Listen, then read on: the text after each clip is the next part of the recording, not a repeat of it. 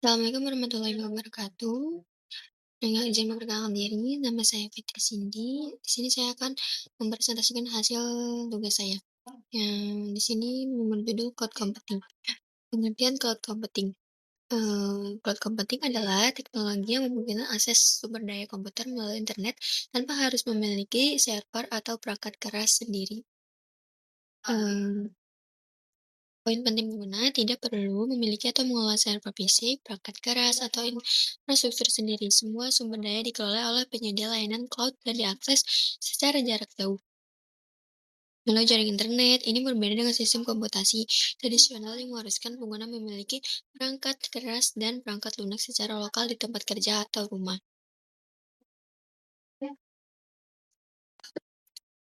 Yang kedua, contoh cloud computing di sini ada Google Drive, Dropbox, Gmail, Microsoft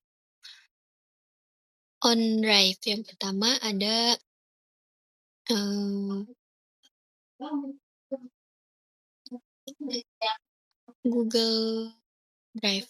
Google Drive adalah layanan penyimpanan berbasis cloud yang memungkinkan pengguna penyimpan file, dokumen, foto, dan video secara online. File bisa diakses dari berbagai perangkat dan, dibagikan dengan orang lain. Dan yang kedua ada Dropbox. Dropbox sama seperti Google Drive. Dropbox menyediakan layanan penyimpanan dan berbagi file secara online dengan fokus pada kemudahan sinkronisasi file antar perangkat. Dan yang ketiga ada Gmail. Gmail, layanan email berbasis cloud dari Google.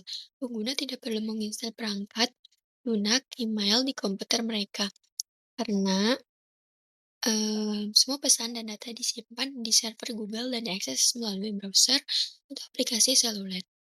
Dan yang terakhir ada Microsoft OneDrive, layanan penyimpanan cloud dari Microsoft yang terintegrasi dengan produk Microsoft Office seperti Word, Excel, PowerPoint sehingga memudahkan pengguna membuat, mengedit, dan menyimpan dokumen secara online. Dan adapun karakteristik cloud computing, yaitu ada one-dimensional self-service, broad network access, resource pooling, rapid elasticity, measured service. Yang pertama ada on-demand self-service. Pengguna bisa mengakses dan menggunakan layanan cloud kapan saja sesuai kebutuhan, tanpa harus menghubungi atau mendapatkan persetujuan dari penyedia layanan terlebih dahulu. Hmm, Misalnya, pengguna bisa meningkatkan kapasitas penyimpanan secara mandiri melalui dashboard layanan. Yang kedua ada broad network access. Layanan bisa diakses melalui berbagai jenis perangkat, laptop, smartphone, tablet, komputer desktop, dan melalui berbagai jenis jaringan internet, TV, seluler, kabel, selama perangkat terhubung ke internet. Dan yang ketiga ada resource pooling. Penyedia layanan menggabungkan sumber daya fisik dan virtual seperti server, penyimpanan, dan daya pemrosesan menjadi satu kumpulan yang bisa menggunakan bersama oleh banyak pengguna. Sumber daya ini dialokasikan secara dinamis sesuai kebutuhan setiap pengguna, sehingga pengguna tidak perlu tahu lokasi fisik sumber daya yang mereka gunakan. Dan yang keempat ada Rapid, elasticity, kapasitas layanan bisa diperbesar atau diperkecil dengan sangat cepat, bahkan secara otomatis, sesuai dengan perubahan kebutuhan pengguna. Misalnya, sebuah bisnis bisa meningkatkan kapasitas server secara instan saat ada lonjakan lalu lintas di situs web mereka, dan menguranginya kembali setelah lonjakan berakhir. Dan yang terakhir ada measured service, penggunaan sumber daya cloud diukur secara akurat. Misalnya, berdasarkan jumlah penyimpanan yang digunakan, waktu pemakaian server, atau jumlah data yang ditransfer. Pengguna hanya membayar sesuai dengan pemakaian yang sebenarnya, seperti membayar tagihan listrik berdasarkan jumlah yang digunakan.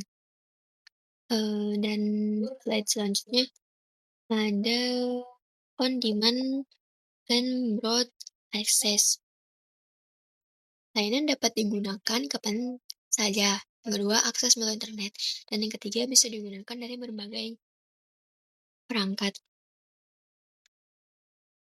Pengguna memiliki kendali penuh untuk mengelola penggunaan layanan sesuai kebutuhan mereka sendiri.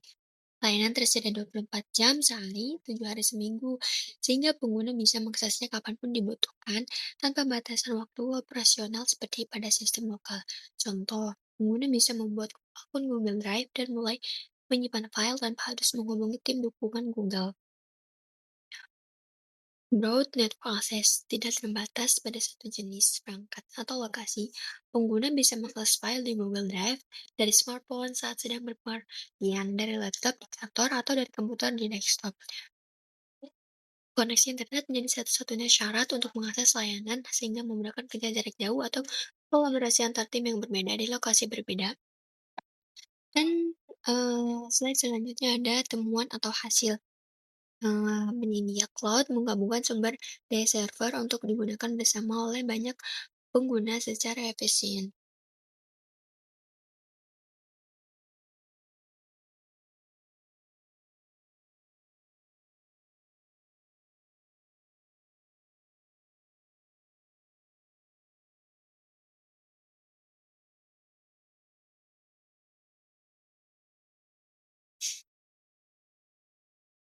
Dan yang selanjutnya, Rapid Elasticity.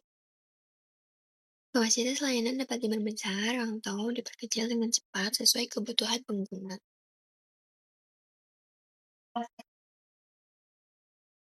Slide ini menjelaskan lebih detail dua karakteristik lainnya. Penyedia layanan menggunakan infrastruktur yang sama untuk melayani banyak pengguna secara bersamaan. Hal ini meningkatkan efisiensi pengguna sumber daya dan mengurangi biaya operasional. Misalnya, sebuah penyedia cloud bisa memiliki ribuan server di beberapa pusat data di seluruh dunia. Ketika seorang pengguna membutuhkan kapasitas tambahan, penyedia bisa mengalokasikan bagian dari server tersebut tanpa perlu membeli perangkat keras baru khusus untuk pengguna itu. Sumber daya juga bisa dialokasikan ulang secara dinamis jika ada pengguna lain yang membutuhkan lebih banyak. Kapasitas layanan bisa disesuaikan dengan kecepatan tinggi untuk menyesuaikan dengan perubahan permintaan.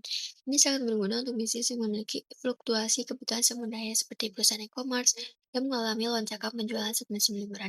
Beberapa layanan cloud bahkan memiliki fitur elastisitas otomatis, di mana sistem akan secara otomatis menambah atau mengurangi kapasitas berdasarkan parameter yang telah ditetapkan sehingga pengguna tidak perlu melakukan pengaturan secara manual. Dan selanjutnya adalah model layanan cloud. Di sini ada LaaS, Infrastructure as a Service, PaaS, Platform as a Service, SaaS, Software as a Service.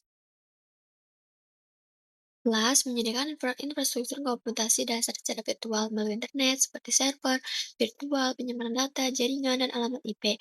Pengguna memiliki kontrol penuh atas sistem operasi, aplikasi, dan data yang mereka gunakan di atas infrastruktur tersebut. Sedangkan penyedia layanan bertanggung jawab atas perawatan infrastruktur fisik, server pusat data, perangkat keras. Contoh, Amazon Web Service, House S2, Microsoft Azure Virtual Machine.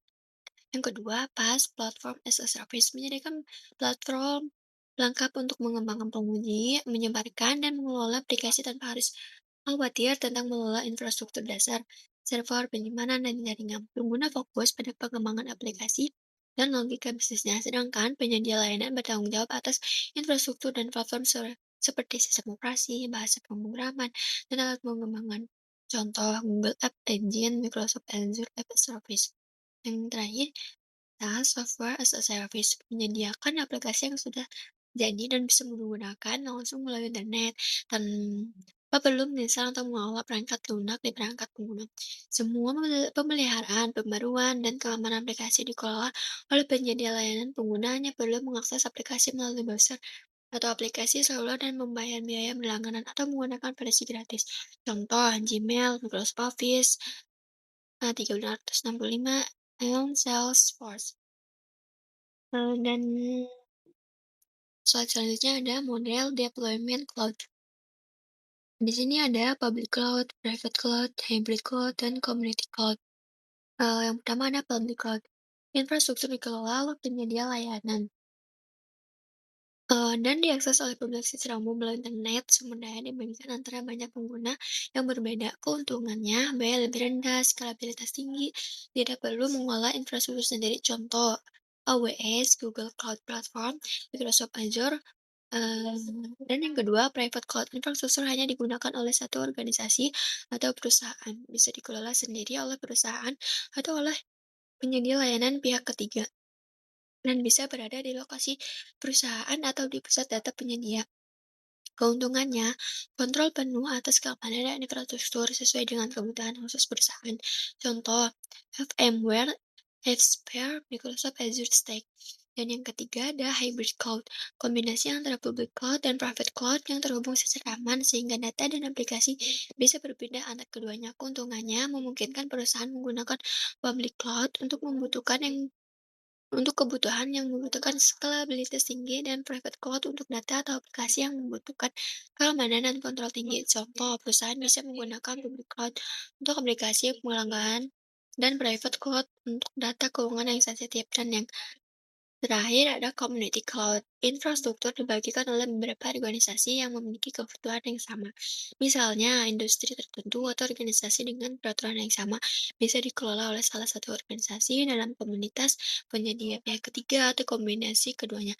Keuntungannya berbagi biaya dan sumber daya, serta memastikan kebutuhan terhadap peraturan yang sama. Contohnya, cloud yang digunakan oleh beberapa rumah sakit untuk berbagi data penelitian medis dengan kepatuhan terhadap peraturan kesehatan.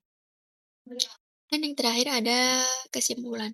Cloud computing memudahkan penyimpanan, pengelolaan data, dan penggunaan aplikasi melalui internet secara fleksibel, efisien, dan hemat biaya. Kelebihan utama cloud computing adalah fleksibel, dapat disesuaikan dengan kebutuhan, efisien, sumber daya digunakan secara optimal, dan hemat biaya. Penggunaan hanya membayar sesuai pemakaian dan tidak perlu mengeluarkan biaya untuk membeli dan merawat perangkat keras Indonesia secara keseluruhan. Cloud computing telah mengubah cara orang dan bisnis mengelola teknologi informasi, membuatnya lebih mudah diakses dan terjangkau. Dan terima kasih. Sekian dari saya. Wassalamualaikum warahmatullahi wabarakatuh.